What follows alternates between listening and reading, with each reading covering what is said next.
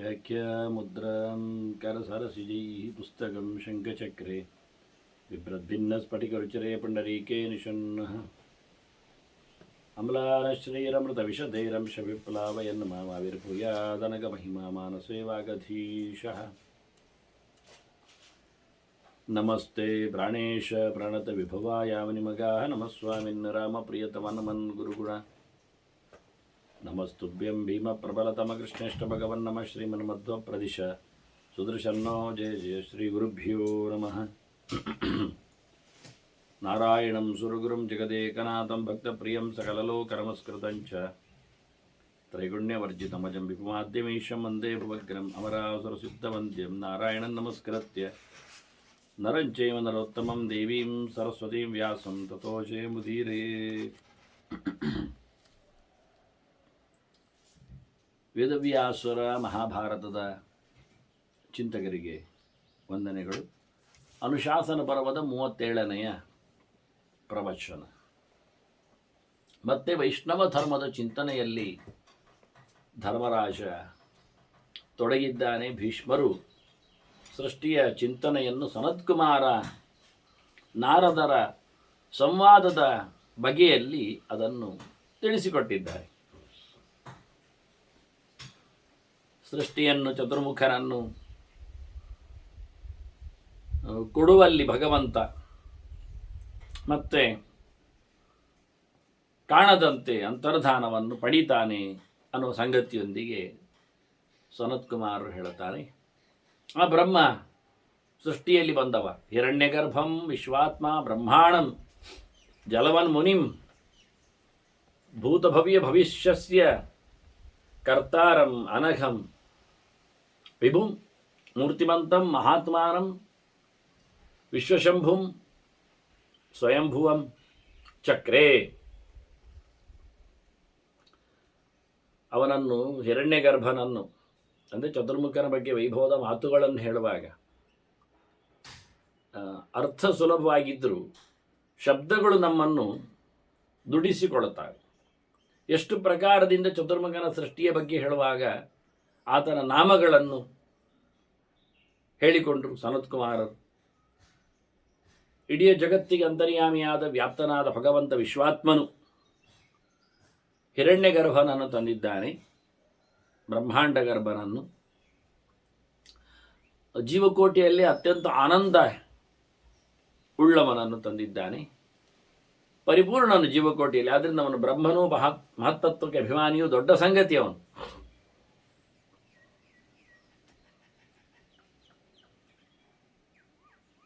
ನೀರಿನಲ್ಲಿ ನೆಲೆಗೊಂಡಂತಹ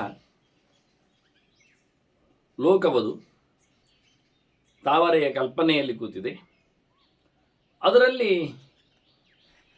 ಬಂದವನು ಚತುರ್ಮುಖ. ಹಾಗಾಗಿ ಪದ್ಮಯೋನಿ ಆಗಿದ್ದಾನೆ. ಇಡೀ ಜಗತ್ತಿಗೆ ಸುಖವನ್ನು ಕೊಡುವವನು ಸೃಷ್ಟಿಯ ಆರಂಭದಿಂದ. ಜೀವಕೋಟಿಯಲ್ಲಿ ಅತ್ಯಂತ ವಿಚಿತ್ರವಾಗಿರತಕ್ಕಂತಹ ತನ್ನನ್ನು ತಾನೇ ಅಂದರೆ ಅವತಾರ ತನಗಿಲ್ಲದೆ ಕಾಣಿಸಿಕೊಳ್ಳುವವನಾಗಿ ಮುಂದಿನ ಹಿಂದಿನ ಇಂದಿನ ಎಲ್ಲ ಜಗತ್ತಿಗೂ ಸೃಷ್ಟಿಕಾರನಾಗಿ ಅಲ್ಲಿನ ಯಾವುದೇ ತಪ್ಪುಗಳಿಗೂ ತಾನು ಪಾತ್ರನಲ್ಲದೆ ಪಾಪಿ ಅಲ್ಲದೆ ಲೇಪವಿಲ್ಲದೆ ಎಲ್ಲವನ್ನು ನಿಯಂತ್ರಿಸತಕ್ಕಂತಹ ಬಾಹ್ಯವಾದ ಪಾಂಚಭೌತಿಕವಾದ ದೇಹದ ಜೊತೆಯಲ್ಲಿ ಆತನು ಕಾಣಿಸಿಕೊಂಡಿದ್ದಾನೆ. ಭಗವನ್ ಮತ್ತೆ ಚಕ್ರೇ ತಿರೋಧಾಂ ಭಗವಾನ್ ಯತತ್ಕೃತ್ವ ಮಹಾಯಶೋ. ಜಗತ್ತಿಗೆ ಜ್ಞಾನಾನಂದವನ್ನು ಕರಡಿಸುವ ಭಗವಂತ ಕಾಣದಾಗಿದ್ದಾನೆ. ಮುಂದೆ ಇವನೇ ಜಗತ್ತನ್ನು ಸೃಷ್ಟಿ ಮಾಡಿದ್ದಾನೆ. ಸೃಜತೇಸೌ ತು ಅಹಂಕಾರಂ.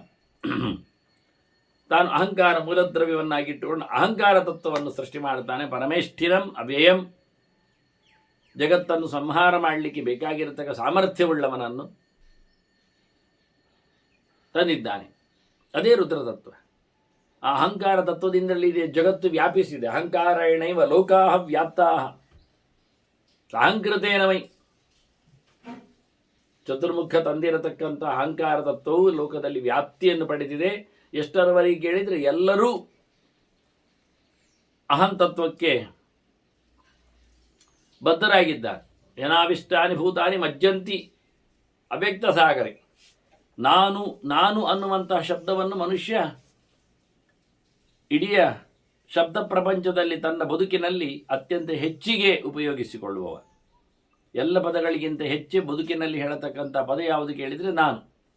ಅದಕ್ಕೆ ಸಂಬಂಧಪಟ್ಟಂತೆ ವಿಭಕ್ತಿಗಳು ನಾನು, ನನ್ನದು, ನನ್ನಿಂದ, ನನ್ನಲ್ಲಿ, ನನಗೆ, ನನ್ನವ ಅಂತ ಹೇಳಿಕೊಳ್ಳುವ ನೆಲೆಯಲ್ಲಿ ಅದು ಪರಿಪೂರ್ಣವಾದ ಅರ್ಥ ಇಲ್ಲದ ಸಂಗತಿಯಾಗಿ, ವಿಷಯ ಗೊತ್ತಿಲ್ಲದ ವಸ್ತು ಅಂತಹ ನಾನು, ಇದರಿಂದ ಅವಿಷ್ಟವಾದಂಥ ಇಡೀ ಲೋಕ, ಇಡೀಯವಾಗಿರತಕ್ಕಂಥ ಈ ಅವ್ಯಕ್ತವಾದ ಅವ್ಯಕ್ತನಾದ ಭಗವಂತನಿಂದ ನಿರ್ಮಿತಿಗೊಂಡ ಸಂಸಾರದಲ್ಲಿ, ಅಂತೂ ಕಾಣದ ಸಮುದ್ರದಲ್ಲಿ ಇವರೆಲ್ಲ ಮುಳುಗಿದ್ದಾರೆ. ನಾನು ಎನ್ನುವ ಸಂಗತಿ ಅದು ಭಗವಂತನ ಪ್ರತಿಬಿಂಬವಾಗಿ ಅರ್ಥಕ್ಕೆ ಬಂದಾಗ ಸ್ವಂತವಾದ ಅಸ್ತಿತ್ವವೇ ಅದಕ್ಕೆ ಇಲ್ಲ, ಎಲ್ಲವೂ ದೇವರ ಅಧೀನವಾಗಿದೆ ಎನ್ನುವುದು ಅರ್ಥ ಆದಾಗ ನಾನು ಹೊರಟೋಗುತ್ತೆ, ಆಗ ದೇವರು ಮಾತ್ರ ಉಳಿಯುತ್ತೆ. ಆಗ ಹಾಗಾಗಿ ಅಂತಹ ನೆಲೆಯಲ್ಲಿ ಇದರ ಚಿಂತನೆಯನ್ನು ಉಲ್ಲೇಖ ಮಾಡಿದರು. ಅಹಂಕಾರಸ್ತು ಸೃಜತಿ ಮಹಾಭೂತಾನಿ ಪಂಚವೈ. ಮುಂದೆ ಅಹಂಕಾರ ತತ್ವದಿಂದ, ರುದ್ರದಿಂದ ಪಂಚಭೂತಗಳ ಸೃಷ್ಟಿಯಾಗಿದೆ. ಆಕಾಶ, ಗಾಳಿ, ಬೆಂಕಿ, ನೀರು, ಮಣ್ಣು, ಇದರ 5 ಗುಣಗಳು ಬೇರೆ. ಶಬ್ದ, ಸ್ಪರ್ಶ, ರೂಪ, ರಸ, ಗಂಧ, ಈ ಗುಣಗಳಿಂದ ತುಂಬಿದ. ಈ ಗುಣದಲ್ಲಿ ಇಡೀ ಜಗತ್ತು ನಿಂತದ್ದು. ಗುಣೇಶ್ವೇತೇಶು ಅಭಿರತಾಹ ಮಂಗಲಗ್ನಾಹ ಇವ ದ್ವೀಪ. ಆನೆ ಎಷ್ಟು ಸಮರ್ಥವಾದರೇನು, ಎಂಥ ಅದ್ಭುತವಾದ ಕಾಯವನ್ನು, ಬಲವನ್ನು ಪಡೆದಿದ್ರು ಅದು ನೀರು ಕುಡಿಯಲು ಹೊಸುಗ. ಅದರಲ್ಲಿಯೂ ಅರಳಿ ನಿಂತ ಕಮಲದ ದಂಟಿನ ನಾಳಕ್ಕೆ ಅದು ಮನಸ್ಸೋತು ಅದರೆಡೆಗೆ ಸಾಕ್ತದೆ. ಎಲ್ಲಿ ಆದರೂ ಕಮಲ ಖಾಲಿ ನೀರಿನಲ್ಲಿ ಬೆಳೆಯುವುದುಂಟೆ? ಇಲ್ಲ. ಕೆಸರಿಲ್ಲದೆ ಕಮಲ ಬರುವುದೇ ಇಲ್ಲ. ಹಾಗಾಗಿ ಆನೆ ಕಾಲಿಟ್ಟ ನೆಲೆಯಲ್ಲಿ ಕೆಸರಿಗೆ ಊತು ಹೋಗ್ತದೆ. ಎಷ್ಟು ಗಡಸು ಮುಟ್ಟಾದ ಎಷ್ಟು ದೊಡ್ಡ ಆನೆಯಾದರೇನು ಕೆಸರಲ್ಲಿ ಕೊಸರಾಡಿಕೊಂಡು ಅದು ಸೋತೋಗ್ತದೆ, ಒಳಗೆ ಹೋಗ್ತದೆ, ಮೇಲೆ ಬರಲಿಕ್ಕೆ ಆಗ್ತಾ ಇಲ್ಲ. ಕೆಸರು ಅದನ್ನು ಕಾಲನ್ನು, 4 ಕಾಲನ್ನು ಅಮುಕಿ ಅಂಟಿಕೊಂಡಿಡುತ್ತದೆ. ಅಂಟು ಕೆಸರು, ಅದು ಮಣ್ಣು, ಏನು ಮಾಡಲಿಕ್ಕೆ ಆಗೋದಿಲ್ಲ ಆನೆಗೆ. ಅದರಿಂದ ಎಷ್ಟು ದೊಡ್ಡ ಸಮರ್ಥವಾದ ಬಲವಲ್ಲ ವ್ಯಕ್ತಿಯಾದರೇನು, ಈ ಪಂಚಭೂತಗಳಲ್ಲಿ ಆತ, ಅದರ ವಿಷಯಗಳಲ್ಲಿ ಆತ ಸೋತವ, ಒಳಗೆ ಪ್ರವೇಶ ಮಾಡಿದವ, ಅದರ ಭೋಗದಲ್ಲಿ ರತನಾದವ ಎಂದು ಮತ್ತೆ ಮೇಲೆ ಬರುವುದಿಲ್ಲ. ಈ ಪಂಚಗುಣಗಳೇ ಮನುಷ್ಯನನ್ನು ಪ್ರಪಂಚದಲ್ಲಿ ಓಲಾಡಿಸ್ತವೆ. ಕೊನೆಗೆ ಪಂಚತ್ವವನ್ನು ಪಡೆಯುವಲ್ಲಿ, ಸಾವನ್ನು ಪಡೆಯುವಲ್ಲಿ ಅದು ಕೊನೆಯಾಗ್ತದೆ. ಇನ್ನೀ ಗುಣಗಳ ಜೊತೆಯಲ್ಲಿ, ಪಂಚಭೂತಗಳ ಜೊತೆಯಲ್ಲಿ ಇದರ ಅನುಭವಕ್ಕೆ ಕಾರಣವಾಗಿ ನಿಂತಹ 10 ಇಂದ್ರಿಯಗಳು, ಅದರಲ್ಲಿಯೂ ಅಂತರಿಂದ್ರಿಯ ಒಂದು, ಮತ್ತೊಂದು 11 ಇತ್ತು ಮನಸ್ಸು. ಇದು ಇಂದ್ರಿಯಗಳಲ್ಲಿ ಶ್ರೇಷ್ಠವಾದ ಸಂಗತಿ ಯಾವುದು ಕೇಳಿದರೆ ಮನಸ್ಸದು. ನತಧಾನ್ಯಾನಿ ಭೂತಾನಿ ಬಲವಂತಿ ಯಥಾ ಮನಃ. ಮನಸ್ಸಿನಾಗಿ ಉಳಿದ ಇಂದ್ರಿಯಗಳಿಗೆ ಸಾಮರ್ಥ್ಯ ಉಂಟ? ಗಟ್ಟಿ ಇದ್ದಾವ? ಇಲ್ಲ. ಬಲಿಷ್ಠವಾದದ್ದು ಮನಸ್ಸು. ಅದು ವಿಶ್ವವ್ಯಾಪಿ, ಅದು ಎಲ್ಲೆಂದರಲ್ಲಿ ಓಡ್ತದೆ, ಎಲ್ಲಿ ಬೇಕಾದ್ರಲ್ಲಿ ಇರ್ತದೆ. ಕಣ್ಣಿಗೂ ಕಾಣದ, ಕಿವಿಗೂ ಕೇಳದ ಸೊತ್ತುಗಳನ್ನೆಲ್ಲ ಯೋಚನೆ ಮಾಡಿಕೊಳ್ತದೆ ಮನಸ್ಸು. ಹಾಗೆ ಅತ್ಯಂತ ಬಲಿಷ್ಠವಾದದ್ದು ಇಂದ್ರಿಯಗಳ ರಾಶಿಗಳಲ್ಲಿ ಅದು ಮನಸ್ಸಾಗಿದೆ. ಮನಸ್ಸಿನಾಗಿ ಯಾವ ಇಂದ್ರಿಯಗಳೂ ಇಲ್ಲ. ಮುಂದೆ ಸೃಷ್ಟಿಯಲ್ಲಿ ಬಂದಿರುವಂಥದ್ದು ಮರಗಳು ಮತ್ತೆ ಪ್ರಾಣಿಗಳಿದ್ದಾವೆ, ಮತ್ತೆ ಮನುಷ್ಯರು ಇದ್ದಾರೆ. ಹಾಗಾಗಿ ಮರಗಳನ್ನು ಸಹಜವಾಗಿ ಊರ್ಧ್ವ ಸ್ರೋತಸ್ಸುಗಳು ಅಂತ ಕರೀತಾರೆ, ಮೇಲಕ್ಕೆ ಬೆಳೆಯುವವುಗಳು. ಪ್ರಾಣಿಗಳನ್ನು ಅಡ್ಡಕ್ಕೆ ಬೆಳೆಯುವವುಗಳು ಅಂತ ಹೇಳ್ತಾರೆ, ಅಡ್ಡಾಡುವವುಗಳು. ಅದೆರಡು ಮುಗಿದ ಬಳಿಕ ಮನುಷ್ಯನನ್ನು ಹೇಳುವಾಗ ಅವನನ್ನು ಅಧಸ್ರೋತಸ್ಸು ಅಂತ ಕರೀತಾರೆ, ಕೆಳಗೆ ಹೋಗುವವ ಅಂತ. ಇದರಲ್ಲಿ ಈ 3 ಪ್ರಕಾರಗಳಲ್ಲಿ ಊರ್ಧ್ವ ಸ್ರೋತಸ್ಸುಗಳಿಗೆ ಹೆಚ್ಚು ಪ್ರಾಶಸ್ತ್ಯ, ಅವುಗಳೇ ವಿನ್. ಅವುಗಳೇ ಅದರಲ್ಲಿ ಶ್ರೇಷ್ಠ. ಊರ್ಧ್ವಸ್ರೋತಸ್ತು ವೈ ಸರ್ಗಂ ಸಪ್ತಮಂ ಬ್ರಹ್ಮಣೋ ವಿದು.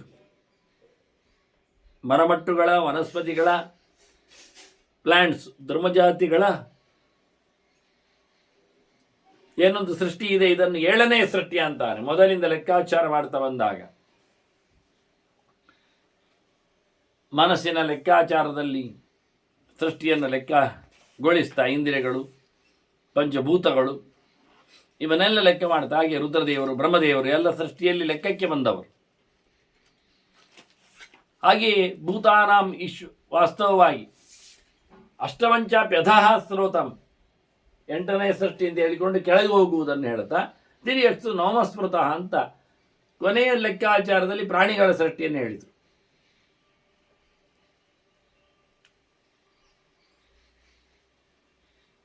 ಬೇರೆಡೆ ಪುರಾಣಗಳಲ್ಲಿ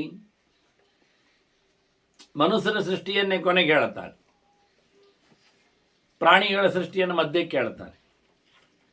ಹೇಳುವಾಗ ಸರಿ, ಇದು ಊರ್ಧ್ವಸ್ರೋತಸ್ಸು, ತಿರ್ಯಕ್ ಸ್ರೋತಸ್ಸು ಮತ್ತು ಅಧಸ್ರೋತಸ್ಸು ಅಂತ. ಇದು ಊರ್ಧ್ವ ಅಧ ಅಂತ ಹೇಳಿ ಮಧ್ಯೆಯಲ್ಲಿ ತಿರ್ಯಕ್ ಸ್ರೋತಸ್ಸಿನ ಬಗ್ಗೆ ಹೇಳಿದರು. ಯಾವ ಸಂಖ್ಯೆ ಏನಾದರೂ ಲೆಕ್ಕಾಚಾರದು ವಿಷಯ ಅಲ್ಲ. ಒಟ್ಟು 9 ಬಗೆಯ ಸೃಷ್ಟಿ ಆಗಿದೆ.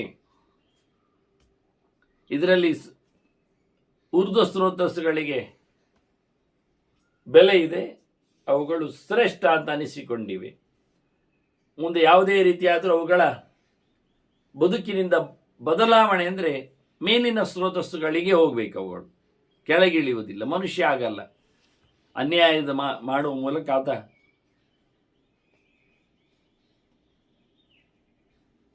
ತಿರ್ಯಕ್ ಸ್ರೋತಸ್ಸನ್ನು ಪಡಿತಾನೆ, ಮರಮಟ್ಟುಗಳಾಗ್ತಾನೆ. ಹಾಗಾಗಿ ಅತ್ಯಂತ ಶ್ರೇಷ್ಠವೆನಿಸಿದವುಗಳು ಊರ್ಧ್ವ ಸ್ರೋತಸ್ಸುಗಳಂತಾನೆ. ಸರ್ವಸ್ಯ ಪ್ರಭವ ಪೂರ್ವಮುಕ್ತ ನಾರಾಯಣ ಪ್ರಭು. ಎಲ್ಲದರ ಸೃಷ್ಟಿಗೆ ಕಾರಣ ಯಾರು ಕೇಳಿದದ್ದು ದೇವರೇ, ಅದರ ವಿಷಯ ಇಲ್ಲ. ಇದೆಲ್ಲ ತತ್ವಗಳು, 24 ತತ್ವಗಳು, ಪಂಚಭೂತಗಳ ಜೊತೆಯಲ್ಲಿ ಪಂಚ ವಿಷಯಗಳು ಅಂದರೆ ಪಂಚಗುಣಗಳು ಸೇರಿಕೊಂಡು ದಶ ಇಂದ್ರಿಯಗಳ ನೆಲೆಯಲ್ಲಿ ಅಂತರೇಂದ್ರಿಯ, ಅದಕ್ಕೆ ಸಂಬಂಧಪಟ್ಟಂತೆ ಅಹಂಕಾರವು, ಬುದ್ಧಿಯು,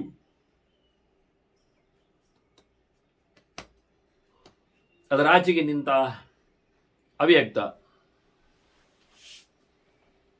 ಈ ಎಲ್ಲ ತತ್ವಗಳ ಆಚೆಗೆ ಭಗವಂತ ಸರ್ವಸ್ಯ. ಈ ಎಲ್ಲ ತತ್ವಗಳ ಸೃಷ್ಟಿ ಭಗವಂತನಲ್ಲಿದೆ, ನಾರಾಯಣನಲ್ಲಿದೆ. ಇಲ್ಲಿ ಸೃಷ್ಟಿಯಲ್ಲಿ ಯಾರನ್ನು ಒಡೆ ಮಾಡಿದಂತೆ ಚತುರ್ಮುಖರು, ಇಡೀ ಬ್ರಹ್ಮಾಂಡದ ರಸ.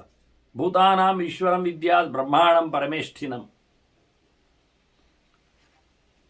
ಇಡೀ ಜಗತ್ತನ್ನು ಸೃಷ್ಟಿಯಲ್ಲಿ ತಂದಿರತಕ್ಕಂಥ ಬ್ರಹ್ಮ ಎಲ್ಲ ಭೂತಗಳಿಗೂ, ಎಲ್ಲವುಗಳಿಗೂ, ಇದ್ದವುಗಳಿಗೆಲ್ಲ ಒಡೆಯನಾಗಿದ್ದಾನೆ.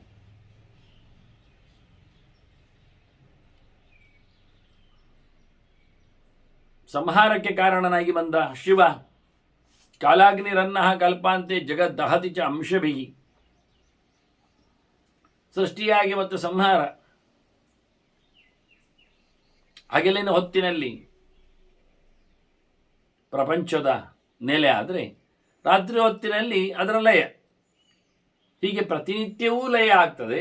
ಇದು ದಿನ ಪ್ರಳಯ ಅಂತ ಅರ್ಥ.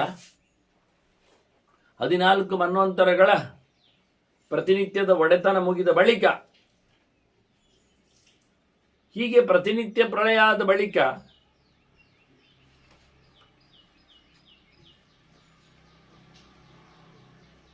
ನೂರು ವರ್ಷಕ್ಕೊಮ್ಮೆ ಬ್ರಹ್ಮದೇವನದ್ದು ಸಂಪೂರ್ಣ ಲಯ ಇದೆ.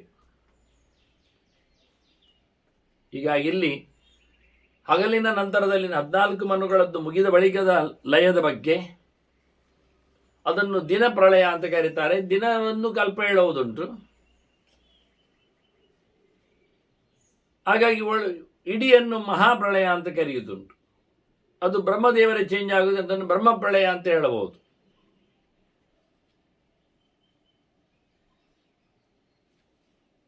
ಹೀಗೆ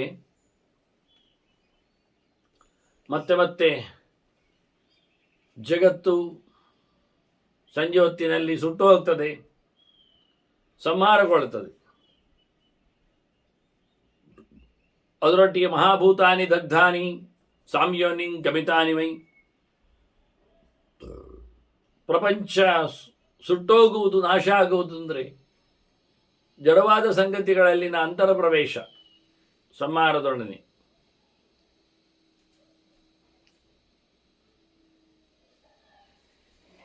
ಹಾಗಾಗಿ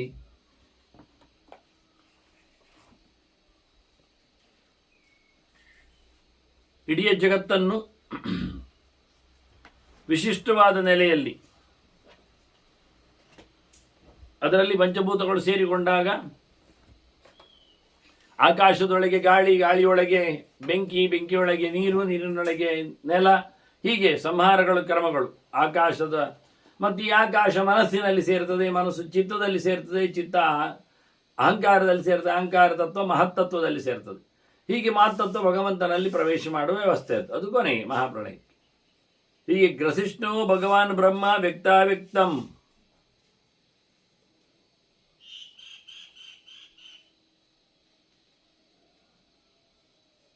ಅಸಂಶಯ ಇಡೀ ಬ್ರಹ್ಮದೇವನನ್ನೇ ಮತ್ತೆ ಕಬಳಿಸುವ ಮಗದೊಂದು ಬ್ರಹ್ಮನ ಸೃಷ್ಟಿಯಲ್ಲಿ ರೆಡಿಯಾಗತಕ್ಕ ನಾರಾಯಣ.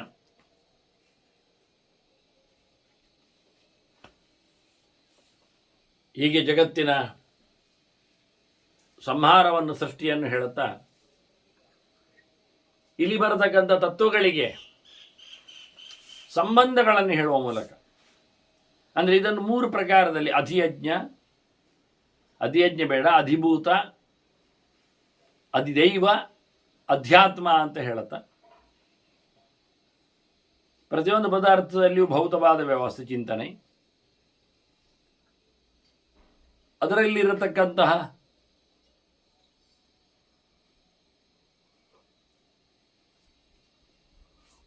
ದೇಹಕ್ಕೆ, ಜೀವಕ್ಕೆ ಸಂಬಂಧಪಟ್ಟಂತೆ ಇರತಕ್ಕಂಥ ಆತ್ಮನಿಷ್ಠವಾದ ಮುಖಗಳು,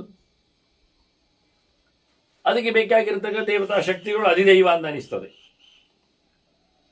ಹಾಗಾಗಿ ಇವುಗಳನ್ನು ಈಗ ಮುಖ್ಯವಾಗಿ ಕಾಲು,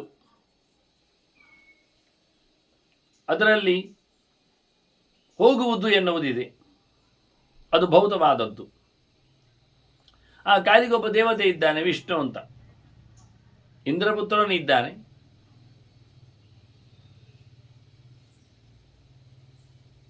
ಮುಂದೆ ಇದರಂತೆ ಕೈಯ ತತ್ವದ ಬಗ್ಗೆ ಹೇಳುವಾಗ ಕರ್ತವ್ಯ ಅಂತ ಅರ್ಥ ಇದೆ.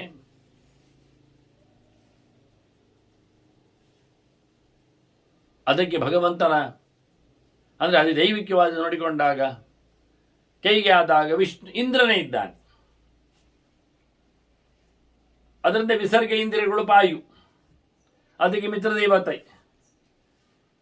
ಹಾಗೆ ಉಪಸ್ಥ ಇಂದ್ರಿಯಗಳಿಗೆ ಆನಂದವನ್ನು, ಅದರದ್ದು ಕ್ರಿಯೆ ಭೌತವಾದದ್ದು. ಅದಕ್ಕೆ ಪ್ರಜಾಪತಿ ದೇವತೆ ಇದ್ದಾನೆ, ಅದೇ ಪ್ರಜಾಪತಿಯವನು ದಕ್ಷ ಇದ್ದಾನೆ. ಹಾಗೆ ಮತ್ತೆ ಮಾತು ಅಂತ ಇದೆ, ಮಾತು ಅದು ಹೇಳುವಂಥದ್ದು, ವಕ್ತವ್ಯ. ವಾಕ್ಯ ಎನ್ನುವುದು ಇಂದ್ರಿಯ ಆಗ್ತದೆ.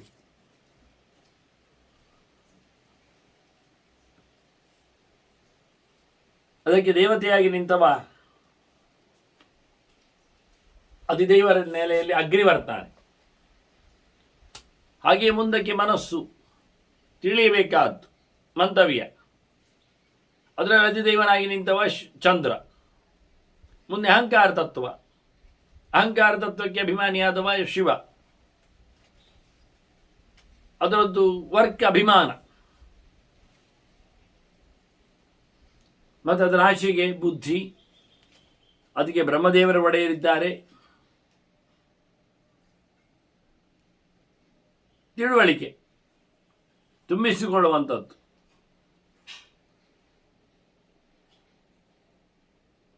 ಹೀಗೆ ಭೂತಗಳ ಸೃಷ್ಟಿಯ ಹಾಗೆ ಅಲ್ಲ, ತತ್ವಗಳ ಸೃಷ್ಟಿಯಂತೆ ಭೂತಗಳ ಸೃಷ್ಟಿಯಲ್ಲಿಯೂ ಅಲ್ಲಿಯೂ ಅಧಿಭೂತ ಅಧಿದೈವಾದಿ ಆತ್ಮಗಳ ಬಗ್ಗೆ ಚಿಂತನೆ ಮಾಡ್ತಾ ಶಬ್ದ ಸ್ಪರ್ಶ ರೂಪ ರಸಗಂಧಗಳು ಪ್ರಧಾನವಾದಂಥ ತತ್ವಗಳಾಗಿ ನಿಂತಿವೆ. ಇದಕ್ಕೆ ಬೇಕಾಗಿರತಕ್ಕಂಥ ಇಂದ್ರಿಯಗಳು, ಶ್ರೋತ್ರೇಂದ್ರಿಯ, ಕಿವಿಗೆ ಕೇಳ್ತದೆ ಶಬ್ದ, ಮತ್ತೆ ಸ್ಪರ್ಶಕ್ಕೆ ತ್ವಕ್ಕೆ ಇದೆ ಚರ್ಮ, ರೂಪಕ್ಕೆ ಕಣ್ಣು ಇದೆ, ರಸಕ್ಕೆ ನಾಲಿಗೆ ಇದೆ, ಗಂಧಕ್ಕೆ ಮೂಗು ಇದೆ, ಶಬ್ದ ಕೇಳುವಂತೆ ಆಗುವಂಥದ್ದು ದೇವತೆಗಳ ಅನುಕೂಲದಲ್ಲಿ ದಿಗ್ದೇವತೆಗಳೇ. ಸ್ಪರ್ಶದಲ್ಲಿ ವಿದ್ಯುತ್ ಇದ್ದಾನೆ.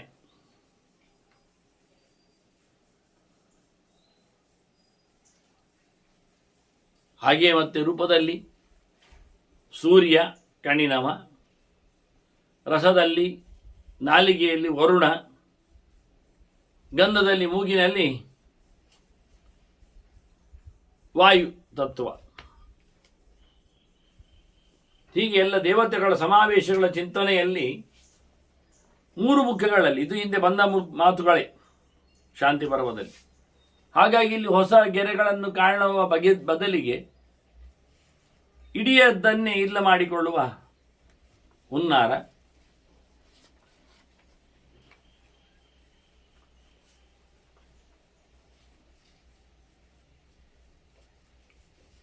ಹೀಗೆ ಭೌತವಾದ ತತ್ವಗಳಲ್ಲಿ ಸೇರದೇ ಇರತಕ್ಕಂಥ ಅವ್ಯಕ್ತನಾದ ಭಗವಂತ, ಏವ ಅವ್ಯಕ್ತ ಭಗವಾನ್ ಸಕೃತ್ ಕೃಸ್ತಾನ್ ಕುರುತೆ ಸಮರ್ಥೇಶು. ಒಮ್ಮೆ ಇಡೀ ಜಗತ್ತನ್ನು ತರ್ತಾನೆ, ಇಲ್ಲ ಮಾಡ್ತಾನೆ, ಮುಗಿಸ್ತಾನೆ. ಹೀಗೆ ಸೃಷ್ಟಿ ಸಂಹಾರ ಆಗ್ತಾ ಇರ್ತದೆ ನಿರಂತರವಾಗಿ.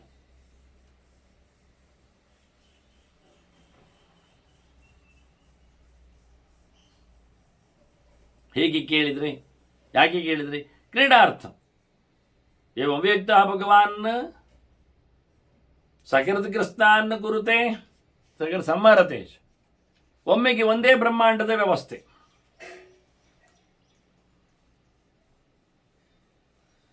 ಒಂದು ಬ್ರಹ್ಮಾಂಡ ಸಂಹಾರಗೊಳ್ಳದೆ ಮತ್ತೊಂದು ಬ್ರಹ್ಮಾಂಡದ ಸೃಷ್ಟಿ ಇಲ್ಲ.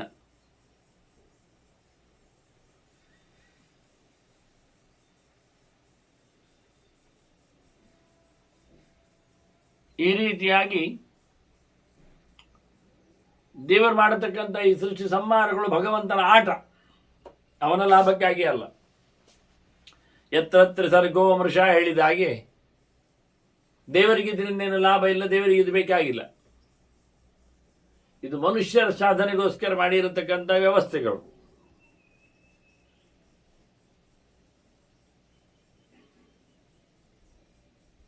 ಹೀಗೆ ಭಗವಂತ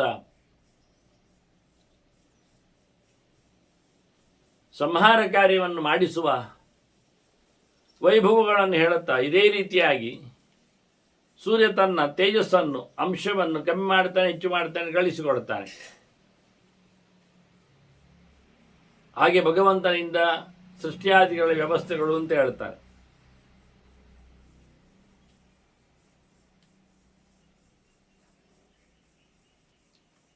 ಸೂರ್ಯ ಉದಯದ ಹೊತ್ತಿನಲ್ಲಿ ತನ್ನ ಕಿರಣಗಳನ್ನು ಹೊರಗೆ ಹಾಕ್ತಾನೆ, ಮತ್ತು ಸಂಜೆ ಹೊತ್ತಿನಲ್ಲಿ ಕಿರಣಗಳು ವಿಡ್ರಾ ಆಗ್ತವೆ. ಅದರಂತೆ ಜಗತ್ತಿನ ಸೃಷ್ಟಿ, ಹೀಗೆ ಲೋಕಗಳನ್ನು ದೇವರು ಗುಣಗಳನ್ನು ಸೃಷ್ಟಿ ಮಾಡ್ತಾನೆ.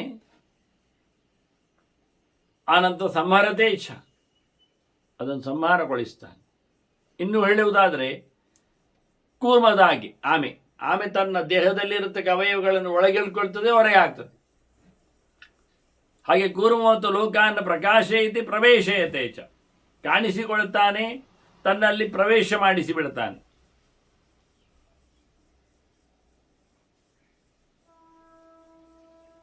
ಇದೇ ಇದರ ವಿಶೇಷವಾದಂತಹ ಉದ್ದೇಶಗಳು.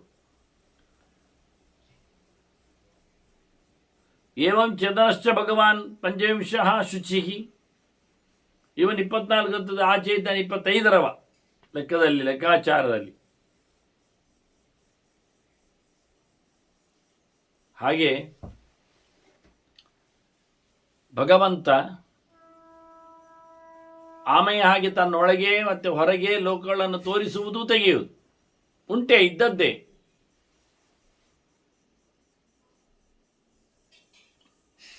ಹೀಗೆ ಭಗವಂತನು 25ನೇ ತತ್ವವಾಗಿ ಈ ಪ್ರಪಂಚ ಅತೀತನಾಗಿ ಪ್ರಾಕೃತವಾದ ಸಂಪತ್ತಿಗೆ ಒಳಗಾಗದೆ ಇವುಗಳನ್ನೆಲ್ಲ ನಿರ್ಮಿಸುವವನಂತೆ, ಸಾಧನೆ ಮಾಡಿಸುವಂತೆ ಇವರೋನಾಗಿ ಭಗವಂತ ಅವನು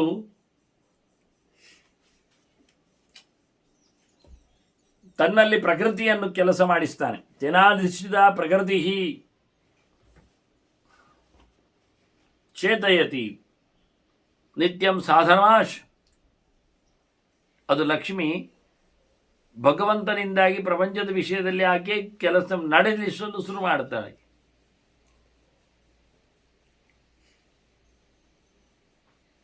ಈ ರೀತಿಯಾಗಿ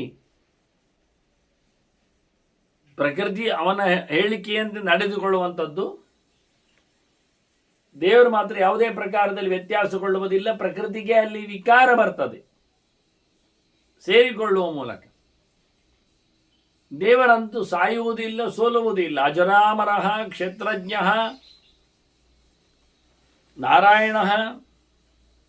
ನಾರಾಯಣಾಖ್ಯ ಪುರುಷ. ಅವನು ಪರಮಚೇತನಿದ್ದಾನೆ, ಎಲ್ಲರಂತೆಲ್ಲ ಅವನನ್ನು ನಾವು ನಾರಾಯಣ ಅಂತ ಕರೆಯುವಂಥದ್ದು.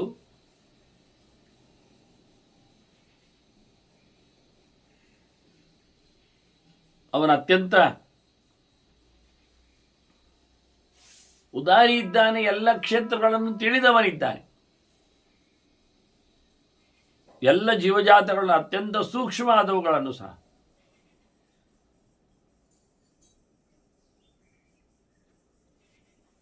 ವಿಶಿಷ್ಟವಾದಂತಹ ಭಗವಂತನ ದೇಹದಲ್ಲಿದ್ದುಕೊಂಡು ದೇಹದ ಅಂದರೆ ಅನೇಕ ಅನಂತಾನಂತ ಜೀವರ ಒಳಗೆ ಇದ್ದುಕೊಂಡು ಅವರ ಗತಿಮಿತಿಯನ್ನು ಅರಿತವನಾಗಿದ್ದಾನೆ ಭಗವಂತ. ಈ ರೀತಿಯಾಗಿ ಭಗವಂತನ ಬಗ್ಗೆ ಬಹಳ ದೊಡ್ಡದಾದ ವಾದವನ್ನು ಸನತ್ ಕುಮಾರರು ನಾರದರಿಗೆ ಹೇಳಿದರು ಅಂತ ಧರ್ಮರಾಜನಿಗೆ ಭೀಷ್ಮರು ಹೇಳ್ತಾರೆ. ಇದನ್ನು ಮತ್ತೆ ಮತ್ತೆ ಕೇಳುವುದರಲ್ಲಿ ಏನು ಔಚಿತ್ಯ ಉಂಟು ಎನ್ನುವುದನ್ನು ಭೀಷ್ಮರು ಹೇಳ್ತಾರೆ. ಇದು ಶ್ರುತ್ವ ದ್ವಿಜಃ ರಾಜನ್ ಸರ್ವಯಜ್ಞ ಫಲಲ್ಲವೇ.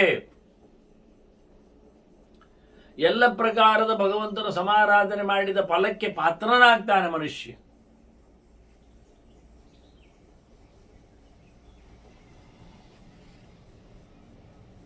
ಈ ರೀತಿಯಾಗಿ ಜ್ಞಾನಯಜ್ಞವೇ ಅತ್ಯಂತ ಶ್ರೇಷ್ಠವಾದದ್ದು, ಬಾಹ್ಯವಾದ ಯಜ್ಞದ ಫಲವನ್ನು ಕೊಡುವಂಥದ್ದು. ಆದಾಗಿ ಭಗವಂತನ ಇಂತಹ ಪ್ರಕಾರದ ಸೃಷ್ಟಿ ತತ್ವಗಳ ಚಿಂತನೆ ನಡೆಸಿಕೊಟ್ಟರೆ ಮನುಷ್ಯನಿಗೆ ಎಲ್ಲ ಕರ್ಮ ಮಾಡಿದ ಭಗವಂತನ ವಿಷಯದಲ್ಲಿ ಕರ್ಮವನ್ನು ಪರಿತ್ಯಾಗ ಮಾಡಿದ ಪುಣ್ಯ ಬರ್ತದೆ. ಧರ್ಮರಾಜ ಮತ್ತು ಭೀಷ್ಮರಲ್ಲಿ ಪ್ರಶ್ನೆ ಕೇಳುತ್ತಾ ಇದ್ದಾನೆ. ಸಾಗ್ನಿಗಳು ನಿರಗ್ನಿಗಳು ಅಂತ ಕ್ರಮಾಲು ಲೋಕದಲ್ಲಿ ಕೆಲವರು ಅಗ್ನಿ ಸಮಾರಾಧನೆಯನ್ನು ಪ್ರತಿನಿತ್ಯ ಮಾಡಿಕೊಂಡು ಬರ್ತಾರೆ. ಕೆಲವರು ಅಗ್ನಿ ಮಾಧ್ಯಮದಲ್ಲಿ ಭಗವಂತನ ಸಮಾರಾಧನೆಯನ್ನು ಬಿಟ್ಟಿರ್ತಾರೆ. ಹಾಗಾಗಿ ಎರಡು ಭಾಗ ಎನ್ನುವುದು ಬಿಟ್ಟಿರುವುದಾ ಅಂತ ಏನೋ ಲೆಕ್ಕಾಚಾರದಲ್ಲಿ.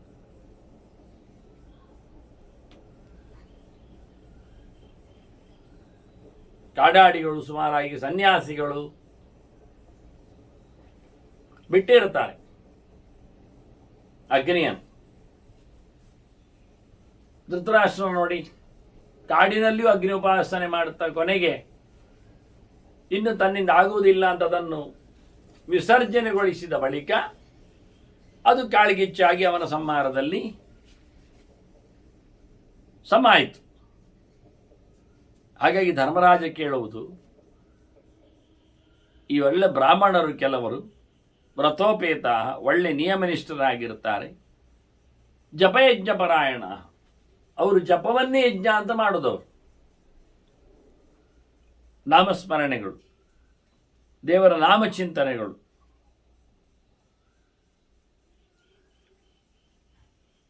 ಹೀಗಾಗಿ ಅವರಿಗೆ ಬೇರೆ ಯಜ್ಞ ಇಲ್ಲ. ಅಗ್ನಿಮುಖದ ಸಮಾರಾಧನೆ ಅವರು ಮಾಡುವುದಿಲ್ಲ, ಅಗ್ನಿ ಪರಿತ್ಯಾಗ ಮಾಡಿದವರಾದ್ದರಿಂದ. ಇಂಥವರು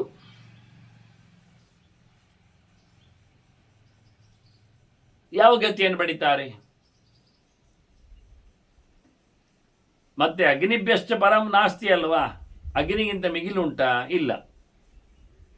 ಆದರೆ ಅವರು ಅಗ್ನಿಪಾಸನೆ ಮಾಡುವುದಿಲ್ಲ, ಅವರು ಮಾನಸ ಜಪದಲ್ಲಿ ನೆಲೆಗೊಂಡಿರ್ತಾರೆ. ಅದರಿಂದ ತೇಷಾಂಗದಿ ಮಹಾಪ್ರಾಜ್ಞ ಕೀದೃಶಿ ಕಿಂಪರಾಷ್ಟತೆ, ಅವರ ಗತಿಯಂಥದು.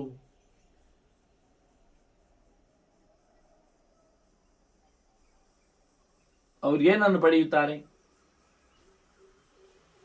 ಅನ್ನುವ ಪ್ರಶ್ನೆಯನ್ನು ಧರ್ಮರಾಜ ಭೀಷ್ಮರಲ್ಲಿಟ್ಟ.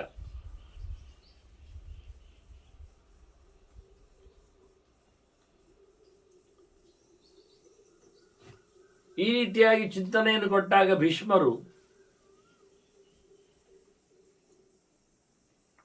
ವೈಕುಂಠ ಸುಪರ್ಣ ಸಂವಾದವನ್ನು, ಇತಿಹಾಸವನ್ನು ದಾಖಲೆ ಮಾಡ್ತಾರೆ. ಹಿಂದೆ ಅಮೃತಕ್ಕಾಗಿ, ಅಮೃತ ಬಂದ ಬಳಿಕ ಹೋರಾಟ ಆಯ್ತಲ್ಲ ದೈತ್ಯರಿಗೂ ದೇವತೆಗಳಿಗೂ.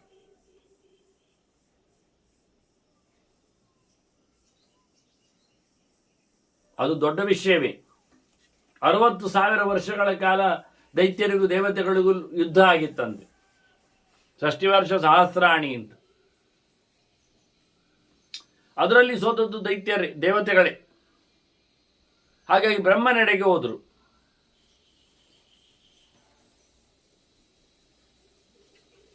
ಬ್ರಹ್ಮದೇವರು ದೇವತೆಗಳ ಜೊತೆಯಲ್ಲಿ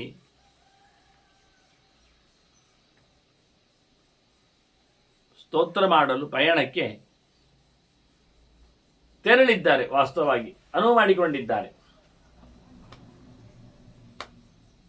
ಬ್ರಹ್ಮದೇವರ ಹತ್ರ ದೂರು ಕೊಟ್ಟದ್ದಕ್ಕೆ ದೇವತೆಗಳು ತಮ್ಮ ಸೋಲನ್ನು ದೇವರಲ್ಲಿ ಮಾತಾಡುವ ಅಂತವರು ಹೇಳಿ ವೈಕುಂಠಂ ಶರಣಂ ದೇವಂ ಪ್ರತಿಭೇದೆ, ಎಲ್ಲರೂ ಹೋಗಿ ವೈಕುಂಠನಿಗೆ ಶರಣಾಗತಿಯನ್ನು ಮಾಡಿದರು.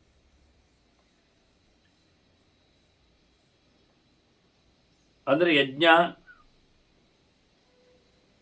ರೋಚನ ಇವರೆಲ್ಲ ಇಂದ್ರ ಪದವಿಯನ್ನು ಆಳಿರುವವರಾದರೆ ಹರಿ, ವಿಭು, ಸತಸೇನ, ತಾಪಸ, ವೈಕುಂಠ, ಅಜಿತ, ಸಾರ್ವಭೌಮ, ಋಷಭ, ವಿಶ್ವಸೇನ, ಧರ್ಮಸೇತು, ಯೋಗೇಶ್ವರ ಇವರೆಲ್ಲ ಆಯಾ ಮನ್ವಂತರದಲ್ಲಿ ಒಡೆಯರಾಗಿ ಬಂದಾಗ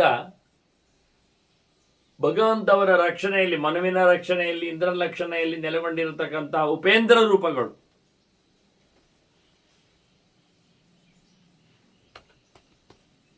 ಹಾಗೆ ವೈಕುಂಠನು ಇದ್ದಾನಲ್ಲಿ. ಇದೀಗ ವೈಕುಂಠ ಲೋಕದ ಭಗವಂತನ ಚಿಂತನೆ ಆದರು.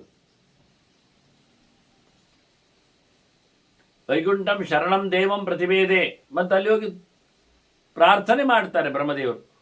ಬಹಳ ಅದ್ದೂರಿಯಾದ ಒಂದು ದೇವರ ಸಾಧನೆಯನ್ನು ಹೇಳ್ತಾರೆ ಅವರು ದೇವರ ಬಳಿಯಲ್ಲಿ. ತದ್ರೂಪ ಚಿಂತನಾತ್ ನಾಮನಾಂ ಸ್ಮರಣಾತ್ ಅರ್ಚನಾದಪಿ ತಪೋ ಯೋಗಾದಿಭಿಶ್ಚೈವ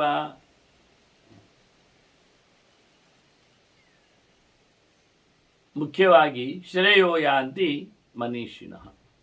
ಮನುಷ್ಯನಿಗೆ ಉದ್ಧಾರ ಆಗಲಿಕ್ಕೆ ಏನಿದೆ ಕೇಳಿದರೆ ನಿನ್ನ ಪೂಜೆ ಪುನಸ್ಕಾರಗಳೇ ಇರುವುದು ಅಂತ ಹೇಳಿಬಿಡ್ತಾರೆ.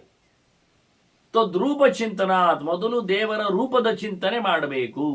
ಹೇಗಿದ್ದಾನೆ, ಏನು ಹಿಡ್ಕೊಂಡಿದ್ದಾನೆ, ಎಷ್ಟು ಕೈಯವ, ಈ ಮಂತ್ರದಲ್ಲಿ ಈ ಪ್ರಕಾರದಲ್ಲಿ ಯಾರನ್ನು ಹೇಗೆ ನೋಡಬೇಕು ನೋಡಿ. ಸ್ವತಂತ್ರವಾಗಿ ಇವತ್ತು ನಾವು ಕಲಿಯುವ, ನಿತ್ಯದಲ್ಲಿ ಜಪ ಮಾಡುವ ಗಾಯತ್ರಿಯಲ್ಲಿಯೇ ಯಾರು ಬ್ರೇವರಿದ್ದಾರೆ, ಯಾವ ರೂಪ ಎನ್ನುವ ಚಿಂತನೆಯಲ್ಲಿಯೇ ನಮ್ಮಲ್ಲಿ ಕಂಡಬಟ್ಟೆ ತಪ್ಪು ಕಲ್ಪನೆಗಳು. ಕೃಷ್ಣ ಹೇಳಿಯೂ ಮಹಾಭಾರತ ತೋರಿಸಿಯೂ ಅದನ್ನು ಗಟ್ಟಿ ಮಾಡಲಿಕ್ಕೆ ಆಗದವರಿವರು. ಮತ್ತು ಪೆದಂಬೆ ಅಂದರೆ ಸುಳ್ಳನ್ನೇ ಪ್ರಚಾರ ಮಾಡುವುದು. ನಾನು 25 ವರ್ಷದ ಹಿಂದೆ ಕೊಟ್ಟಿದ್ದೇನೆ ಅದಕ್ಕೆ ಅಧಿಕೃತವಾದಂತಹ ವ್ಯವಸ್ಥೆ. 4 ಕೈ ಹೇಗೆ, ಕೃಷ್ಣನ್ ಹೇಳಿಕೊಂಡ ರೀತಿ ಹೇಗಿತ್ತು, ಮಹಾಭಾರತವೇ ಕೊಟ್ಟ ಚಿಂತನೆ ಏನಾಗಿದೆ ಅಂತ. ಅದು ಮಾತ್ರ ಏನು, ಅದು ಮಾತ್ರ ಅಲ್ಲ, ಅಷ್ಟಕುಲ ನಾಗಗಳು ಯಾವುದು, ಇದರ ಬಗ್ಗೆಯೂ ಹೀಗೆ ಎಲ್ಲ ವಿಷಯಗಳಲ್ಲಿಯೂ ಪುರಾಣಗಳ ಪುಟಗಳದ್ದೇ ಆಗಿದ್ರೂ ಒಂದು ರೀತಿಯಿಂದ ವೈಯಕ್ತಿಕವಾದಂತಹ ವಿರೋಧ ಇದ್ದಾಗೆ.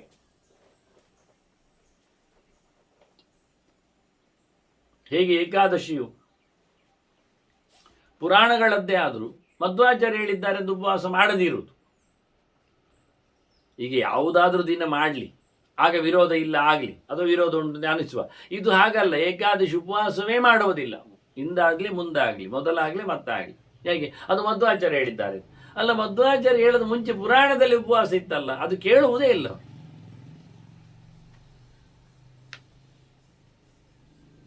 ಮುದ್ರಾಧಾರಣ, ಸಪ್ತಮುದ್ರಾಧಾರಣ, ಅದು ವೈದಿಕವಾದದ್ದು, ನಡೆಯುವಂಥದ್ದು ಹೇಳಿ ಶಂಕರಾಚಾರ್ಯರು ಬರುವಾಗಲೇ ಆಗಿತ್ತು. ಅದಕ್ಕೆ ಅವರು ವಿರೋಧ ಮಾಡಿದರು. ಏನಿದು ವಿಚಿತ್ರ ಹೇಳಿಕೊಂಡು ವೈದಿಕವಾದ ಆಚರಣೆಗೆ ವಿರೋಧವನ್ನು ಮಾಡಿದರು ಅವರು, ಮೈಯನ್ನು ಸುಟ್ಟುಕೊಳ್ಳುವುದು ಅಂತ. ಹಾಗಾದ್ರೆ ಅದು ಮಧ್ವಾಚಾರದಲ್ಲ ಆಯ್ತಲ್ಲ, ಆಗ್ಲೇ ಆಗ್ತಾ ಇತ್ತು ಅಂತ ಆಯ್ತಲ್ಲ. ಮಧ್ವಾಚಾರ್ಯರನ್ನೀಗ ಊರ್ಜಿತಗೊಳಿಸಿದರು. ದೇವರ ಚಿಹ್ನೆಗಳನ್ನು ಧಾರಣೆ ಮಾಡಿಕೊಳ್ಳುವುದರಲ್ಲಿ ಅರ್ಥ ಇದೆ, ಅದು ವೈದಿಕ ಆಚರಣೆ ಹೌದು. ಯಾಕೆ ಅಲ್ಲ, ಯಾಕೆ ಬೇಡ ಹೇಳುವುದನ್ನು ಯಾರು ಹೇಳಲಿಲ್ಲ, ಅದರ ಬಗ್ಗೆ ಜಿಜ್ಞಾಸೆ ಮಾಡಲಿಲ್ಲ. ಉಪವಾಸ ಮಾಡಿದರೆ ದೇಹ ಹಾಳಾಗ್ತದೆ ಅನ್ನೋದು ಖಾತ್ರಿ ಏನಿಲ್ಲ, ಹೇಳಿಕೊಳ್ಳಿಕ್ಕೆ ಬರ್ತದೆ. ಹೇಳಿದ್ದಾರ ಶಾಸ್ತ್ರ ಹೇಳಿದ ಉಪವಾಸ ಮಾಡು ಅಂತ ಹೇಳಿದಲ್ಲಿ, ಉಪವಾಸ ಮಾಡಿದರೆ ಪಾಪ ಹೋಗ್ತದೆ ಎಂದಿರುವಾಗ, ದೇಹ ಶುದ್ಧಿ ಆಗ್ತದೆ ಇರುವಾಗ, ಒಳ್ಳೆಯ ಆರೋಗ್ಯ ಬರ್ತದೆ ಇರುವಾಗ, ಉಪವಾಸ ಮಾಡಿದರೆ ದೇಹ ಹಾಳಾಗ್ತದೆ, ಆರೋಗ್ಯ ಕೆಡ್ತದೆ ಹೇಳಿದ್ದಾರ? ಇಲ್ಲ.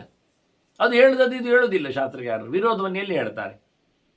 ನೀವು ಬೆಳಿಗ್ಗೆ ಎದ್ದು ಸೂರ್ಯೋದಯಕ್ಕಿಂತ ಮೊದಲು ಜಪ ಅನುಷ್ಠಾನ ಮಾಡಿ ಅಂತ ಹೇಳುವ ಶಾಸ್ತ್ರ, ನೀವು ಬೆಳಿಗ್ಗೆ ಸೂರ್ಯೋದಯ ಮೊದಲೆದ್ರೆ ನಿಮಗೆ ತಲೆನೋವಾಗ್ತದೆ, ನಿಮ್ಮ ಆರೋಗ್ಯ ಕೆಡ್ತದೆ, ನೀವು ಬೇಗ ಸಾಯ್ತೀರಿ ಅಂತ ಹೇಳ್ತದ? ಹೇಳಲಿಕ್ಕೆ ಸಾಧ್ಯವೇ ಇಲ್ಲ. ಆಂಟಿ ಆದ ದೋಷ ಎಲ್ಲಿ ಹೇಳ್ತದೆ ಶಾಸ್ತ್ರ? ಅಂದ ತದ್ರೂಪ ಚಿಂತನಾತ್, ನಿನ್ನ ರೂಪವನ್ನು ಬಹಳ ಚೆನ್ನಾಗಿ ಚಿಂತನೆ ಮಾಡುವ ಮೂಲಕ, ಮತ್ತೆ ನಾಮ್ ಸ್ಮರಣಾತ್, ನಿನ್ನ ನಾಮಗಳನ್ನು ಮತ್ತೆ ಮತ್ತೆ ಸ್ಮರಣೆ ಮಾಡಿಕೊಳ್ಳುವುದರಿಂದ, ಮತ್ತೆ ಅಷ್ಟೇ ಅಲ್ಲ ಅರ್ಚನಾದ ಪಿನಾಮ್ನಾಮ, ನಿನ್ನ ಹೆಸರುಗಳನ್ನಿಟ್ಟುಕೊಂಡು ಅರ್ಚನೆ ಮಾಡಬೇಕು. ಇದು ಪ್ರಧಾನ.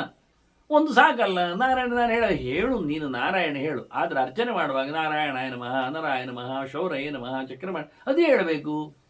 ದೇವರ 1000 ರೂಪನಾಮಗಳನ್ನು ಹೇಳಬೇಕು.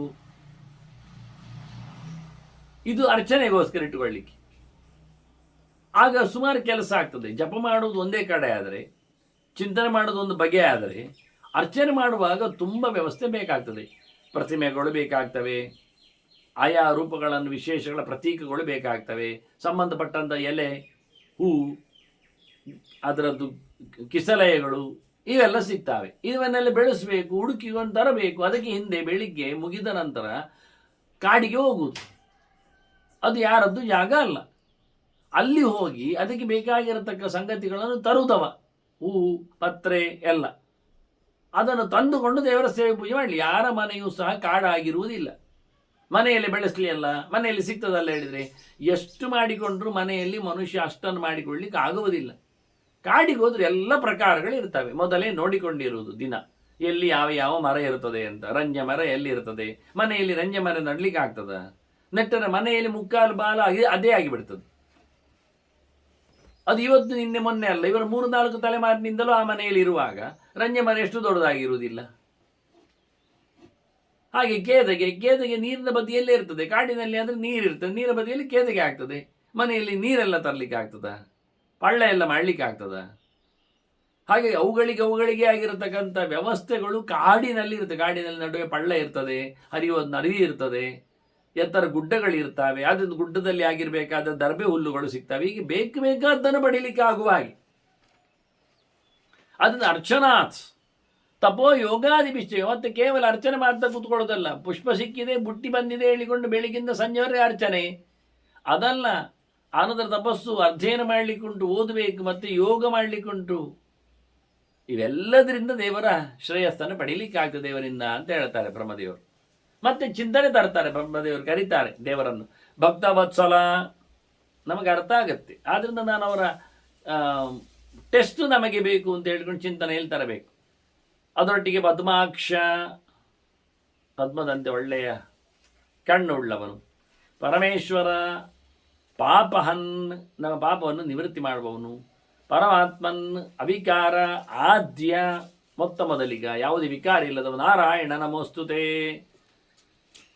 ಮತ್ತೆ ನಮಸ್ತೆ ಸರ್ವತೋ, ಮುಖ್ಯವಾಗಿ ಎಲ್ಲೆಡೆ ತುಂಬಿದವ ನೀನು. ಹಾಗಾಗಿ ಇಡೀ ಲೋಕವನ್ನು ಬೆಳಗಿಸುವವ ನೀನು.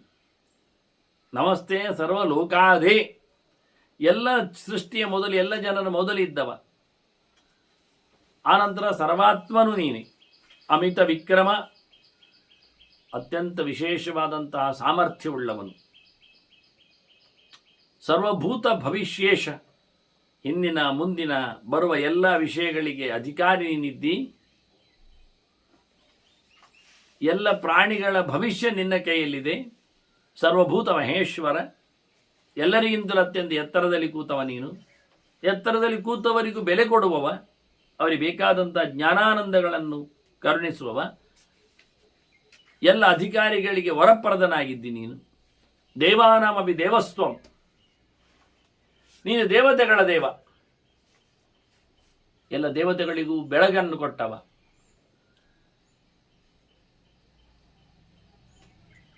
ಅಂತಹ ಭಗವಂತ ನೀನು. ಸರ್ವವಿದ್ಯಾಪರಾಯಣ, ಸಕಲ ಜ್ಞಾನ ಸಂಪನ್ನ, ಸರ್ವವಿದ್ಯೆಗಳ ಏಕ ಸೂತ್ರನು ನೀನು. ಅಂದರೆ ಕೊನೆಯ ಚಿಂತನೆಯೇ ಸರ್ವಶಬ್ದವಾಚ್ಯನಾಗಿ, ಸರ್ವ ವಿದ್ಯೆಗಳ ಏಕ ವೇದ್ಯನಾಗಿ, ಜಗದ್ಬೀಜ ಸಮಾಹಾರ, ಇಡೀ ಜಗತ್ತನ್ನು ನೆಲೆಗೊಳಿಸುವ ವ್ಯಂಜಯತೆ, ಮತ್ತು ಅದನ್ನು ಸಮಾಹಾರ, ಮತ್ತು ನುಂಗಿ ಹಾಕಿಬಿಡಿ. ಆಹಾರವುದು ಸಂಹಾರಗೊಳಿಸುವವನವು. ಜಗತ್ತಿನ ಸೃಷ್ಟಿ ಸಂಹಾರಗಳು ನಿನ್ನ ಕೈಯಲ್ಲಿ. ಜಗತಃ ಪರಮೋಹ್ಯಸಿ, ಇಡೀ ಜಗತ್ತಿನಿಂದ ಮಿಗಿಲಾದವನು, ಎತ್ತರದಲ್ಲಿ ಕೂತವನು. ತ್ರಾಯಸ್ವ ತ್ರಾಯಸ್ವ, ನಮ್ಮನ್ನೆಲ್ಲ ರಕ್ಷಣೆ ಮಾಡುವಂತ ಬ್ರಹ್ಮದೇವ ಪ್ರಾರ್ಥನೆ ಮಾಡಿದ್ದಾನೆ ಎಲ್ಲ ದೇವತೆಗಳ ಜೊತೆಯಲ್ಲಿ. ಅವರೆಲ್ಲರೂ ಪ್ರಾರ್ಥನೆ ಮಾಡಿದ್ದಾರೆ. ಋಗಾದಿಗಳಿಂದ, ಋಗ್ಯಜುಸ್ಸಾಮಾದಿಗಳಿಂದ, ಅಂದರೆ ವೇದೋಕ್ತವಾದ ಪ್ರಾರ್ಥನೆಗಳನ್ನೆಲ್ಲ ಮಾಡಿದ್ದಾರೆ ಎಲ್ಲರೂ ಸೇರಿಕೊಂಡು. ಅವರು ಮಾಡಿರತಕ್ಕಂಥ ವೇದ ಪ್ರಾರ್ಥನೆಗಳನ್ನೇ ಇಲ್ಲಿ ವೈಕುಂಠನಿಗೆ ತೆರಳಿದ ಬ್ರಹ್ಮದೇವರು ಹೇಳಿದ ಮಾತುಗಳವು ಅಂತ ಹೇಳಿಕೊಂಡು ನಾವು ಭೀಷ್ಮರಿಂದ ಕೇಳಬಹುದಿತ್ತು. ಹೇಳಬಾರದು ಅಂತ ಏನೂ ಅಲ್ಲ. ಆಪಪ್ಪುನಂತು ಭೇಷಜೀಹಿ ಎಲ್ಲ ಮಾತುಗಳೆಲ್ಲ ವೇದ ಮಂತ್ರಗಳು ತದ್ದೊತ್ತಾಗಿ ಪುರಾಣಗಳಲ್ಲಿ ಬಂದಿವೆ, ಬರುವುದಿಲ್ಲ ಅಂತಲ್ಲ, ಕೊಡಬಾರದು ಅಂತಲ್ಲ. ನಮೋ ಮಹದ್ಭ್ಯೋ ನಮೋರ್ಭಗೇಭ್ಯ ಎನ್ನುವುದನ್ನು ಸ್ವಲ್ಪ ರೂಪಾಂತರ ಮಾಡಿ, ಅದು ಪಾಠಾಂತರ ಇರಬಹುದು, ಶಾಖಾಂತರದಲ್ಲಿ ಏನು ಹೇಳುವ. ಆದರೂ ಇದನ್ನು ಹೇಳಿಕೊಳ್ಳಿ, ಕಲಿಯಿರಿ, ಮಾತುಗಳನ್ನು ಎಲ್ಲರೂ ಹೇಳಿಕೊಂಡು ಇಲ್ಲಿ ವೇದದ ಗೆರೆಗಳನ್ನು ಕೊಡದೆ ವೇದದಂತೆ ಇದು. ಆದ್ದರಿಂದ ಇಲ್ಲಿ ಕೆಲವು ಅಕ್ಷರಗಳು ಛಂದಸ್ಸಿಗೆ ಅನುಗುಣವಾಗಿಲ್ಲ, ಯಾಕೆಂದರೆ ಇದು ವೇದ. ಆದ್ದರಿಂದ ಲೌಕಿಕವಾದ ವ್ಯಾಕರಣದಂತೆ ಇಲ್ಲ ಇದು. ಹೇಳಿಕೊಳ್ಳುವಾಗ, ಚಿಂತನೆ ಮಾಡುವಾಗ ಎರಡು ಪ್ರಕಾರದಲ್ಲಿಯೂ ಪ್ರಥಮವನ್ನು ಪ್ರಯೋಗ ಮಾಡಬಹುದು. ಸಂಬೋಧನೆಯಲ್ಲಿಯೂ ಅನ್ನೋ ನೆಲೆಯಲ್ಲಿ ಕೆಲವೆಡೆ ಪ್ರಥಮ ವಿಭಕ್ತಿಯ ಶಬ್ದವನ್ನೇ ಉಲ್ಲೇಖ ಮಾಡ್ತಾರೆ, ಕೆಲವೊಮ್ಮೆ ಸಂಬೋಧನೆ, ಪೂರ್ಣ ಸಂಬೋಧನೆ. ಭಕ್ತವತ್ಸಲ ಪದ್ಮಾಕ್ಷ ಪರಮೇಶ್ವರ ಪಾಪಹನ್, ಮತ್ತೆ ಪರಮಾತ್ಮ ವಿಕಾರಾದ್ಯ, ಇದು ಸಿಂಗಲ್ ವರ್ಡ್ ಆಗಬಹುದು. ಇಲ್ಲ ಕತ್ತರಿಸಿಕೊಂಡ್ರೆ ಅಲ್ಲಿ ಪರಮಾತ್ಮ ಅವಿಕಾರ ಆದ್ಯ ಅದೆಲ್ಲ ಸರಿ. ಮೊದಲನೇದು ಪರಮಾತ್ಮನ್ನಾಗಬೇಕು, ಪರಮಾತ್ಮನ್ನಲ್ಲದಿದ್ರೂ ಪರಮಾತ್ಮ ಎನ್ನುವುದು ಆಗ್ತದೆ ಹೇಳಿಕೊಳ್ಳಲಿಕ್ಕೆ ಲೆಕ್ಕದಲ್ಲಿ. ಚಿಂತನೆಗೆ ಆತ್ಮಶಬ್ದವನ್ನು ನಕಾರಾಂತ ಮಾತ್ರವಲ್ಲದೆ ಅಕಾರಾಂತವಾಗಿಯೂ ಆತ್ಮಶಬ್ದದ ಪ್ರಯೋಗ ಅನೇಕ ಅರ್ಥಗಳಲ್ಲಿದೆ ಅಲ್ಲ. ಮಾನವತತಿ ಅಂತ ಹೇಳಿಕೊಳ್ಳಲಿಕ್ಕೆ ಆತ್ಮ ಅಂತ ಹೇಳ್ತಾರೆ. ಮಾ ಅಂದ್ರೆ ಜ್ಞಾನ ಅಂತ ಅರ್ಥ, ಅಥವಾ ಮಾ ಅಂದ್ರೆ ಮರಣ ಅಂತ ಅರ್ಥ, ಸಾವು ಅಂತ ಅರ್ಥ, ಸಾವು ನೋವು ಇಲ್ಲದವನು ಅಂತ ಅರ್ಥ, ಅಥವಾ ಅಂತ ಹೇಳುವ ಲೆಕ್ಕದಲ್ಲಿ. ಹೀಗೆ ಸರ್ವಭೂತ ಮುಂದೆ ಕರೆಯುವಾಗಲೂ ನಾರಾಯಣ ನಮಸ್ತೆ ಹೇಳಿದಾಗಲೇ ನಮಸ್ತೆ ಸರ್ವಲೋಕಾದೇ ಸರ್ವಾತ್ಮ ಅಮಿತ ವಿಕ್ರಮ, ಅಲ್ಲಿ ಸರ್ವಾತ್ಮ, ಅಲ್ಲಿ ಶಬ್ದ ಹಾಗೆ ಸರ್ವಾತ್ಮ ಅಂತ ನೀವು ಮಾಡಲಿಕ್ಕೆ. ಸರ್ವಭೂತ ಭವಿಷ್ಯೇಶ ಸರ್ವಭೂತ ಮಹೇಶ್ವರ ದೇವಾನಾಮಪಿ ದೇವಸ್ತಂ ಸರ್ವವಿದ್ಯಾಪರಾಯಣ ಜಗದ್ಬೀಜ ಸಮಾಹಾರ ಜಗತ ಪರಮೋಹ್ಯಸಿ. ನೋಡಿ, ಜಗತ ಪರಮೋಹ್ಯಸಿ ಅನ್ನುವಲ್ಲಿ ಪ್ರಥಮಾಂತದಲ್ಲಿ ಅವನನ್ನು ತಿಳಿಸಿಕೊಡುವಂಥದ್ದು. ನೀನಾಗಿದ್ದೆ ಅದನ್ನಾಗಿ ಹೇಳೋದು. ಪರಮಾತ್ಮ ಅಸಿ, ಸರ್ವಾತ್ಮ ಅಸಿ, ಹಾಗೂ ಮಾಡ್ಬೋದು. ತ್ರಾಯಸ್ವ, ನಮ್ಮನ್ನೆಲ್ಲ ದೇವತೆಗಳನ್ನು, ಋಷಿಗಳನ್ನು, ಲೋಕಗಳನ್ನು, ಲೋಕ ಬಾಲಕರನ್ನು ನೀನು ರಕ್ಷಣೆ ಮಾಡಬೇಕು. ನಿನಗೆ ಎಲ್ಲ ವೇದಗಳು ಹೇಳುತ್ತವೆ. ವೇದಗಳು, ವೇದಾಂಗಗಳು, ಅದರ ರಹಸ್ಯಗಳು, ಸಂಗ್ರಹಗಳು ಇವೆಲ್ಲವೂ ನಿನ್ನನ್ನೇ ಹೇಳುವುದು. ಏನದು? ಯಜ್ಞ ಅಂತ ನಿನ್ನನ್ನು ಹೇಳುದು. ವೇದಾಹ ಯಜ್ಞಮುತ್ತಮಂ ಪ್ರಾಹುಸ್ತ್ವಾಂ, ನೀನು ಆರಾಧ್ಯ ಅಂತ, ಯಜನೀಯ ಅಂತ, ಪೂಜ್ಯ ಅಂತ, ಸರ್ವಶಬ್ದ ವಾಚ್ಯ ಅಂತ. ಯಾಕೆ ಕೇಳಿದರೆ ಪವಿತ್ರಾಣಂ ಪವಿತ್ರಂ ಯಃ ಮಂಗಲಾನಾಂಚ ಮಂಗಲಂ ತಪಸ್ವಿನಾಂಚ ತಪಸ ದೈವತಂ ದೇವತಾಸ್ತ್ವವಿ. ನೀನು ಅತ್ಯಂತ ಪವಿತ್ರನು. ಶುದ್ಧ ಪದಾರ್ಥಗಳಲ್ಲೆಲ್ಲ ನೀನೇ ಪರಿಶುದ್ಧ. ಬೀಳುವವರನ್ನು ರಕ್ಷಣೆ ಮಾಡುವಲ್ಲಿ ನಿನಗಿಂತ ಮಿಗಿಲಾದವರ ರಕ್ಷಕರೇ ಇಲ್ಲ.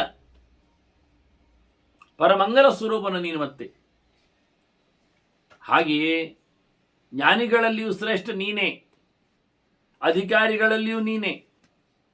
ಲೋಕದ ಚಿಂತನೆಗಳನ್ನು ಕೊಡುವ ರೀತಿಯಲ್ಲಿ ಹೇಳುವಂಥ ವಸ್ತುಗಳ ವ್ಯವಸ್ಥೆಗಳಿದು. ಪದಾರ್ಥಗಳಲ್ಲಿ ಆಗಲಿ, ದರ್ಶನಗಳಲ್ಲಿ ಆಗಲಿ, ಎಲ್ಲೆಡೆ ಭಗವಂತನ ಎತ್ತರತನವನ್ನು ಗಮನಿಸಲಿಕ್ಕೆ, ಗುರುತಿಸಲಿಕ್ಕೆ ಈ ರೀತಿಯಾಗಿ ಬ್ರಹ್ಮದೇವ ಭಗವಂತನಲ್ಲಿ ಪ್ರಾರ್ಥನೆ ಮಾಡಿದ್ದ. ಶುದ್ಧ ಸ್ವರೂಪನಾಗಿ, ಅಪ್ರಾಕೃತ ದೇಹವುಳ್ಳವನಾಗಿ, ದರ್ಶನ ಮಾತ್ರದಿಂದಲೇ ನಮಗೆ ಜ್ಞಾನ ಕೊಡುವವನಾಗಿ, ಅಷ್ಟೇ ಅಲ್ಲದೆ ಒಳ್ಳೆಯ ಸಾಧನೆಯನ್ನು ನಡೆಸಿಕೊಡುವಲ್ಲಿ ಮುಖ್ಯನನ್ನಾಗಿಸುವ ಮೂಲಕ ಸರ್ವೋತ್ತಮನಾದ ನೀನು ದೈವತಂ ದೇವತಾ ಸ್ವಪಿ ಅನ್ನುವ ಮಾತು ಭಗವಂತನ ಪಾರಮ್ಯವನ್ನು. ಎಲ್ಲರೂ ಒಂದೇ ಆಗಿದ್ದರೆ ಯಾಕೆ ಹೇಳಬೇಕು ಬ್ರಹ್ಮದೇವ? ಮತ್ತು ಯಾಕೆ ಕೇಳಬೇಕು ನಮ್ಮ ರಕ್ಷಣೆ ಮಾಡುವಂತ? ಈ ರೀತಿಯಾಗಿ ಮತ್ತೆ ಮತ್ತೆ ಭಗವಂತನ ಎತ್ತರತನವನ್ನು ಚಿಂತನೆ ಮಾಡ್ತಾ ಇದ್ದಾರೆ. ಹೀಗೆ ಎಲ್ಲ ದೇವತೆಗಳು ಸಹ ಪ್ರತ್ಯೇಕವಾಗಿ ಸ್ತುತಿಸಿದ್ದಾರೆ ಇಲ್ಲಿ ವಾಸ್ತವವಾಗಿ. ಅದನ್ನೆಲ್ಲ ಇಲ್ಲಿ ಹೇಳುವುದಿಲ್ಲ, ಅದು ಉದ್ದ ಆಗುತ್ತೆ, ಜಾಸ್ತಿ ಆಗತ್ತೆ ಅಂತ ಭೀಷ್ಮರು ಹೇಳುವಾಗಲೇ ಒಟ್ಟು ಕೊರಳಿನ ವಾದವನ್ನು ಬ್ರಹ್ಮದೇವರು ಮಾಡಿದ ಗೆರೆಗಳನ್ನು ಬಹಳ ಸುಂದರವಾದ, ಅತ್ಯಂತ ಮಾರ್ಮಿಕವಾದ, ಚಿಂತನೆ ಯೋಗ್ಯವಾದ ಟೆಸ್ಟ್ ಇರುವ ಹಾಗೆ ಒಂದು 4 ಮಾತುಗಳು ಕೊಟ್ಟಿದ್ದಾರೆ. ಇನ್ನು ಮುಂದಕ್ಕೆ ಇದರ ಚಿಂತನೆಗಳ ಬಗ್ಗೆ ವಾಸ್ತವವಾಗಿ ಧರ್ಮರಾಜ ಕೇಳಿದಂತೆ ಅಗ್ನಿ ಮುಖದ ಆರಾಧನೆ ಇಲ್ಲದವರ ಕತೆ ಹೇಗಿರುತ್ತದೆ ಎನ್ನುವುದರ ವಿಸ್ತಾರವಾದ ಚಿಂತನೆಯನ್ನು ಮತ್ತೆ ಕೇಳುವ ವಂದನೆಗಳೊಂದಿಗೆ ಶ್ರೀಕೃಷ್ಣಾರ್ಪಣ. ನಾರಾಯಣ ನಾರಾಯಣ ನಾರಾಯಣ.